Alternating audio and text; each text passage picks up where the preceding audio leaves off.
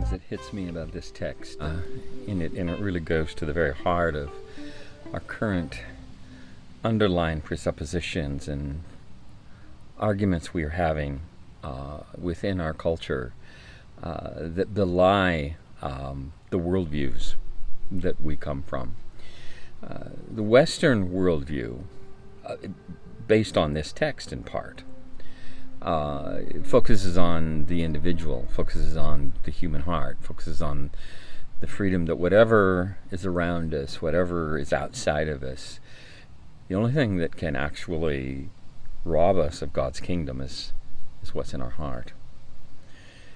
The more postmodern view of the world, and it's more of an Eastern worldview,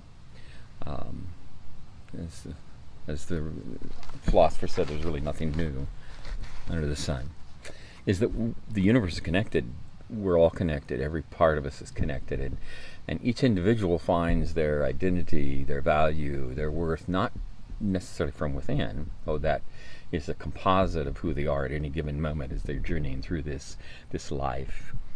But they find out who they are from their culture, from their circumstances, and by both shaping it and it shaping them.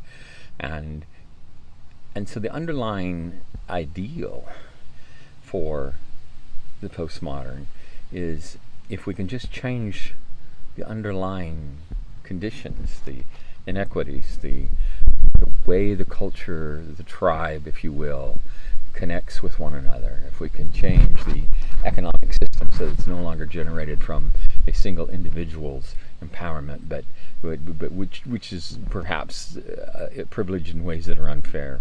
If we can simply reshape the way we relate to one another, then we will produce different kinds of human beings. And that is close to the Jewish concept, of which the Pharisees were excellent at preserving and keeping in the midst of the empire's rule of Rome. That was the gift of the Pharisees, is that they kept this focus on not letting Rome corrupt the traditions, corrupt the way that the tribe valued and lived, etc.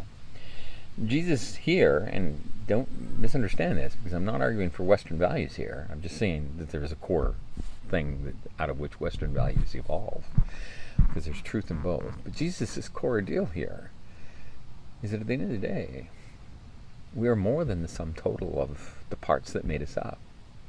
We're more than a part of a creative stream. We're more than connected.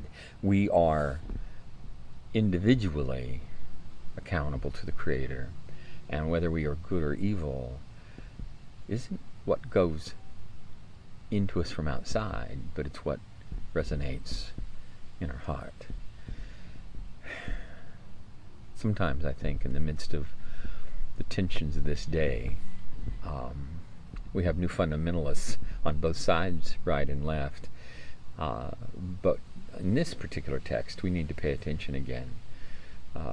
That we not only need to be saved in terms of the structures and the way, and make sure that the systems are life-giving, and indeed are equitable in their outcomes, to the sense that we can create such systems.